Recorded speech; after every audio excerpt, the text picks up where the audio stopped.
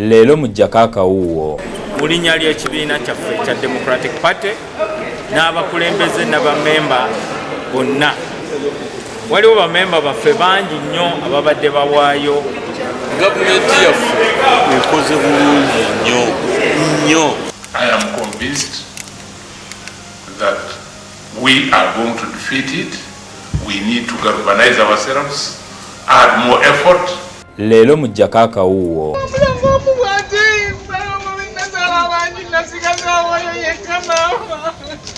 Koffe ne tutandika okwekuŋŋaanya wano kwekubira chairman.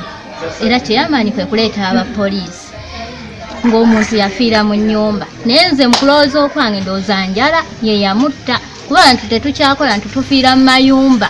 Leero mu Jakaka wuwo. Naye nga afa enjala nze nzukuka abantu bali ku lubalaza awo.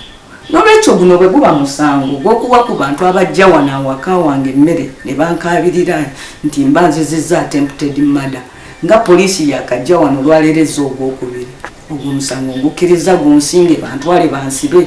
Gano n'amalala ge tuleese mu Jakaka wuwo. Naye nange ettima erituula n'abantu bange wano nga babonaabona enjala n'ensirika obusirisi linnemye okukola.